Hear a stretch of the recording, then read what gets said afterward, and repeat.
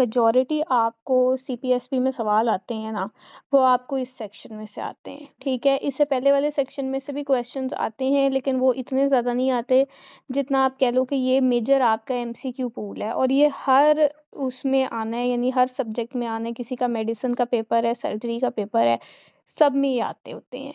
तो ये वाला जो सेक्शन है ना, ये आपका बहुत इंपॉर्टेंट है। ये वाला सेक्शन किसी ने भी ना मिस नहीं करना।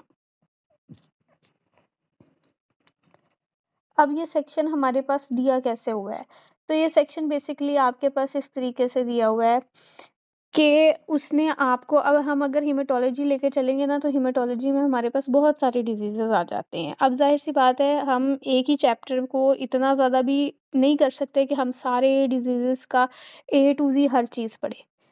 तो हमारी बुक में इस तरीके से लिखा हुआ है कि उसने आपको ना एक ब्रेकडाउन दे दिया है। इन्वेस्टिगेशंस जिन जिन डिजीज़ की पेपर में आती हैं उनका अलहदा दे दिया है। पैथोलॉजिकल पॉइंट्स जिसके आते हैं उनका अलहदा दे दिया है। और जो डिजीज़ हर साल पेपर में रिपीट होते हैं ना, जैसे आयरन डिफिशिएंसी हो गया, मेगेलोब्लास्टिक एनीमिया हो गया, वो हम डिटेल में करेंगे। ठीक है, बाकी डिजीज़ का एक ओवरव्यू हम लेंगे, और उनका मैं आप लोगों को बेसिक बेसिक पैथोलॉजीज़ जो है ना, वो मैं आपको ऐड करा दूँगी, ताकि आपको ये ना हो कि हमें इसका भी नहीं पता। ठीक है? अब हम स्टार्ट करते हैं with respect to our lecture. आज हम हेमेटोलॉजी का रिमेनिंग पोर्शन कर रहे हैं, जिसमें हमारे पास पैथोलॉजी आ जाती है। बुक जो हम फॉलो कर रहे हैं वो है 6th एडिशन नसीम शहजाद का। पेज नंबर मेरे पास है 411। अच्छा, अब इसमें सबसे पहले उसने आपको ना डिजीजेस और उनके हाई यील्ड पॉइंट्स दिए हैं। सबसे पहले आ जाओ पैरोक्सिस्मल नॉकटर्नल हीमोग्लोबिन यूरिया पे। बेसिकली पीएनएच जो है ना, ये आपके पास एक रेयर लेकिन लाइफ थ्रेटनिंग डिसऑर्डर है, जिसमें बेसिकली क्या होता है कि हमारी जो बॉडी होती है ना, वो ब्रेक डाउन करती है आरबीसीज को बिफोर दे बिकम मेच्योर। ठीक है, बोन मैरो फेलियर होता है, जिसकी वजह से आरबीसी की ब्रेकडाउन होती है। इसका फिर एक ट्रायड आ जाता है हमारे पास, जिसमें हमारे पास क्या होता है कि हिमोलिसिस होता है, हिमोलिसिस के साथ बोन मैरो फेलियर होता है, और आपके पास आ जाता है थ्रोम्बोसाइटोपिनिया। ठीक है, यानी एक ए प्लास्टिक क्राइसिस आ जाती है। इस फुल डिजीज को कहते हैं पैरोक्सिस्मल नॉकटर्नल हीमोग्लोबिन यूरिया, के बोन मैरो फेलियर की वजह से आरबीसीज का ब्रेकडाउन होता है। और नॉकटर्नल हीमोग्लोबिन यूरिया इसलिए कहते हैं कि अर्ली मॉर्निंग यूरिन सैंपल में ना रेड कलर का यूरिन आता है, उसमें आरबीसीज आते हैं। ठीक है, ये हाई यील्ड पॉइंट्स आपके एमसीक्यूज है। मेथ हीमोग्लोबिनीमिया होता है जब आपके पास हीमोग्लोबिन के साथ जो है ना मेथ कंबाइन करती है, तो दैट इज मेथ हीमोग्लोबिनीमिया। ये चॉकलेट कलर ब्लड देती है, यानी इसमें ब्लड जो कलर होता है ना, उसका चॉकलेट कलर होता है। इन्फेक्शियस मोनोन्यूक्लियोसिस बेसिकली आपके पास आता है एक वायरस, एप्स्टीन बार वायरस की इन्फेक्शन की वजह से ना एक डिजीज होता है, जिसको हम कहते हैं इन्फेक्शियस मोनोन्यूक्लियोसिस। ठीक है, अब ये जो इन्फेक्शियस मोनोन्यूक्लियोसिस होता है ना, इसके अंदर आपको ना ए टिपिकल अपीयरेंस मिलती है ऑफ सेल्स, यानी अगर आप सेलुलर लेवल पर इनको देखोगे ना, तो आपको उनकी एक ए टिपिकल सी अपीयरेंस मिलती है। नोड्यूलर सेक्लेरोसिस हॉजकिन लिम्फोमा की टाइप है, इसमें लेक्यूनर सेल्स आ जाते हैं। फॉलिकुलर लिम्फोमा में बटॉक सेल अपीयरेंस होती है, ये सेल की एक अपीयरेंस होती है। बर्केट लिम्फोमा में क्या होता है, स्टारी स्काई अपीयरेंस होती है, यानी छोटे छोटे जो सेल्स होते हैं ना, वो इतने ज़्यादा न्यूमरस होते हैं कि एक स्टारी स्काई अपीयरेंस होती है। और एप्स्टीन बार वायरस इसका पॉजिटिव एजेंट होता है। ये दो एमसीक्यूज हैं आपके पास। थैलेसीमिया और माइलोफाइब्रोसिस, ये दो ऐसे डिजीजेस हैं जिनमें आपके पास टीयर ड्रॉप सेल, यानी सेल की अपीयरेंस टीयर ड्रॉप टाइप बनती है। ये आपको वो पॉइंट्स दिए हैं कि जब हम पेरिफेरल स्मेयर करेंगे ना ब्लड की, तो हमें ये सारी चीज़ें जो है वो नज़र आएंगी। फिर इन्वेस्टिगेशंस दे दी हैं डिफरेंट डिजीजेस की, डिफरेंट इन्वेस्टिगेशंस है। ये डिजीजेस हम आगे डिटेल में करेंगे, लेकिन ये अब आपको टेबल एक्सप्लेन हो रही है। ठीक है, फोलेट डेफिशिएंसी एनीमिया है, तो इसमें हम आरबीसी फोलेट जो होता है ना, वो आपके पास बेस्ट इंडिकेटर होता है फॉर फोलेट स्टोर्स। अगर vitamin D deficiency, B 12 deficiency anaemia है, तो आपके पास इंक्रीज होता है in urine methyl malonic acid. ठीक है, मिथाइल मेलोनिक एसिड एमएमए, ये इंक्रीज होता है यूरिन के अंदर बी 12 डेफिशिएंसी में। ठीक है, और अगर इन्फेंट्स में होगा ना, तो इन्फेंट्स में हम क्या कराते हैं, इन्फेंट्स में हम बी 12 का सीरम वैल्यू जो है ना, वो करवा लेते होते हैं।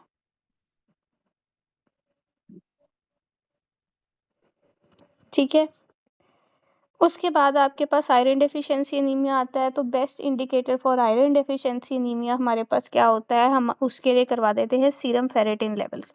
ठीक है। अच्छा, सबसे ज़्यादा जब पेपर में आपसे इन्वेस्टिगेशंस के हवाले से पूछा जाता है ना, वो आपसे आयरन डेफिशिएंसी का और थैलेसीमिया का, इनका पूछ लेता है। और इस तरीके से पूछता है, अगर आपने आयरन डेफिशिएंसी और थैलेसीमिया में डिफरेंशिएट करना है ना, तो आपने सीरम फेरेटिन लेवल करवाना है। ठीक है। अगर आपने थैलेसीमिया डायग्नोज करना है, तो फिर आपने एचबी इलेक्ट्रोफोरेसिस करवाना है। ठीक है। सिकल सेल एनीमिया के लिए भी एचबी इलेक्ट्रोफोरेसिस ही है। G6PD डेफिशिएंसी के लिए हम G6PD का लेवल चेक करते हैं बॉडी के अंदर। फिर पैरोक्सिस्मल नॉकटर्नल हीमोग्लोबिन यूरिया यानी पीएनएच आपके पास आ गया। इसके लिए हम क्या करते हैं, पेरिफेरल ब्लड की फ्लो साइटोमेट्री करते हैं। हेरिडिटरी स्फेरोसाइटोसिस के लिए ऑस्मोटिक फ्रेजिलिटी टेस्ट होता है, ये भी पेपर में रिपीट होता है। हीमोलिटिक एनीमियाज में हमारे पास ना हिपेटोग्लोबिन लेवल डिक्रीज होता है। ये हमने कल डिस्कस किया था कि आपके पास आपकी बॉडी में दो प्रोटीन्स होते हैं, एक आपके पास होता है हिपेटोग्लोबिन और एक आपके पास होता है हीमोपेक्सिन। ठीक है। हिपेटोग्लोबिन क्या करता है, वो हीमोग्लोबिन के साथ बाइंड करता है। अब जब हीमोलिटिक एनीमियाज होते हैं ना, हीमोलिटिक एनीमियाज एक ब्रॉड टर्म है, इसमें सारे एनीमियाज आपके आते हैं। सिकल सेल एनीमिया भी आता है, ऑटोइम्यून एनीमियाज भी आते हैं। ये जितने एनीमियाज है ना, ये सारे आपके हीमोलिटिक है। G6PD भी हीमोलिटिक है। ठीक है। अब जितने भी आपके हीमोलिटिक एनीमियाज होते हैं, इनमें क्या होता है कि आरबीसी ब्रेकडाउन होती है और हीमोग्लोबिन रिलीज होता है। ये हीमोग्लोबिन बाइंड करता है विद हिपेटोग्लोबिन। इसकी वजह से जब हम किसी भी हीमोग्लोबिन एनीमिया में यानी हीमोलिटिक एनीमिया में जो है हिपेटोग्लोबिन लेवल चेक करेंगे, तो वो डिक्रीज होगा। क्यों? क्योंकि वो जो फ्री हिपेटोग्लोबिन था, वो अब हीमोग्लोबिन के साथ बाइंड कर रहा है, तो इसकी वजह से उसका लेवल डिक्रीज होगा, वो यूटिलाइज होता जाएगा। ठीक है। ये एक ब्रॉड टर्म है, ये अलहदा से कोई एक सिंगल डिजीज नहीं है, ये इन सब डिजीजेस की बात हो रही है। ठीक है। फिर आपके पास आ जाता है ए प्लास्टिक एनीमिया। ए प्लास्टिक एनीमिया में क्या होता है कि हम ट्रेफिन बोन मैरो बायोप्सी करते हैं। ठीक है। उसमें आपको basically hyper cellular bone marrow मिलता है। ठीक है। Pyruvate kinase disease, pyruvate kinase disease जो होता है ना, बेसिकली इसमें आपके पास ये एक मेटाबॉलिक डिसऑर्डर होता है। इसमें ना आपके पास डेफिशिएंसी हो जाती है ऑफ पायरुवेट काइनेज एंजाइम। ठीक है। ये पायरुवेट काइनेज एंजाइम का ये काम होता है कि ये ना सर्वाइवल कराता है आरबीसीज की। अगर ये एंजाइम बॉडी में कम होगा ना, तो आरबीसीज अपना जो यूजुअल एक लाइफ स्पैन होता है ना 120 डेज का, उतना लॉन्ग नहीं सर्वाइव कर पाते, जल्दी जो है ना उनकी ब्रेक डाउन हो जाती है। ठीक है।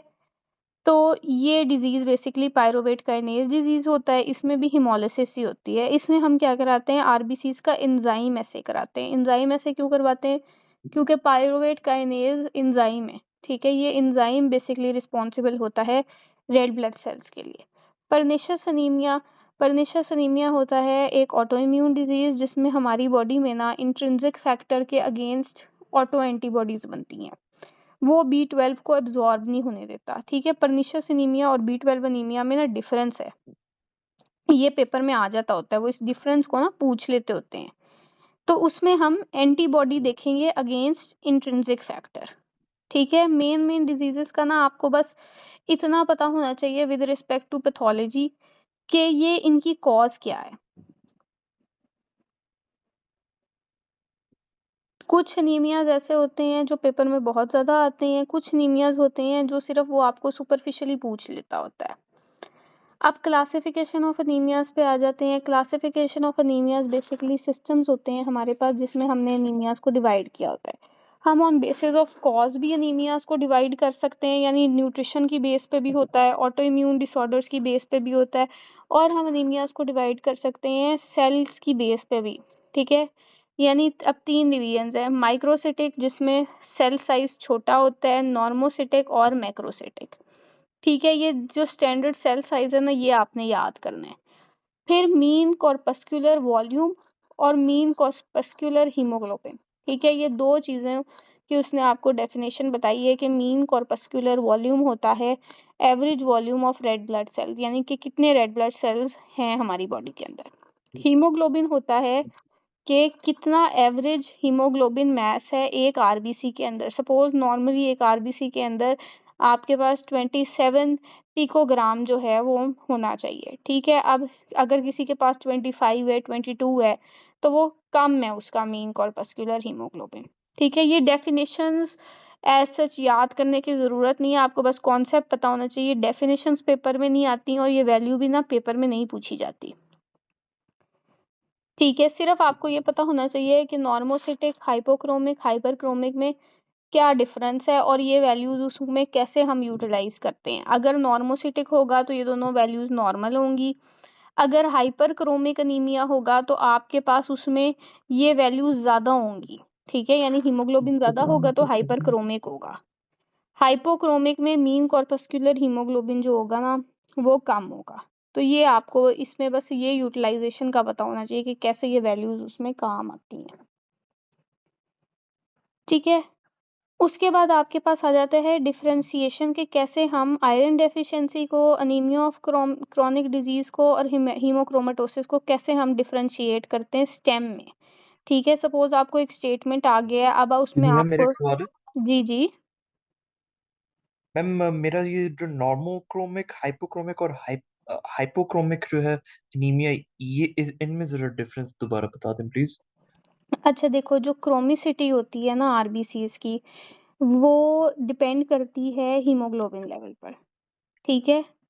आपका जो हीमोग्लोबिन होता है ना अच्छा। वो बनाता है आपके आरबीसीज को क्रोमिक, ठीक है। अगर तो हीमोग्लोबिन लेवल नॉर्मल है तो फिर आपका नॉर्मल यानी नॉर्मोक्रोमिक होगा अनीमिया। बेशक आरबीसीज कम है, लेकिन बेसिकली हर रेड ब्लड सेल के अंदर ना एक स्टैंडर्ड अमाउंट होती है हीमोग्लोबिन की, वो उसने आपको दी हुई है 27 से 33 पिकोग्राम।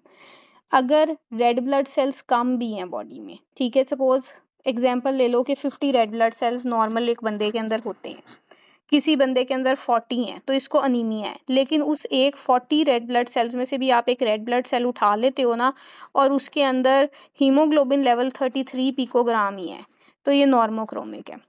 अगर हीमोग्लोबिन लेवल कम है, ठीक है, तो ये हाइपोक्रोमिक है। अगर हीमोग्लोबिन लेवल ज़्यादा है तो ये हाइपरक्रोमिक है। क्रोमिसिटी क्या होती है? क्रोमिसिटी होता है कलर, ठीक है। जो हाइपोक्रोमिक होगा उसका मतलब होगा कि उस ना रेड ब्लड सेल में कलर जो है ना उसका लेस रेड है कह लो, ठीक है। ये कलर आपको हीमोग्लोबिन प्रोडक्शन से मिलता है। तो reduced haemoglobin will be hypochromic, increase haemoglobin will be hyperchromic and normal haemoglobin will be normochromic, ठीक है। उसी तरीके से एक टर्म आपके पास आती है नॉर्मोसिटिक, ठीक है। ऊपर यहाँ पे ये नॉर्मोसिटिक, माइक्रोसिटिक और मैक्रोसिटिक दिया है। ये जो सिटिक होता है ना इसका मतलब होता है सेल्स का नंबर। मैम आपकी आवाज। अच्छा अब आ रही है? मैम आवाज कर।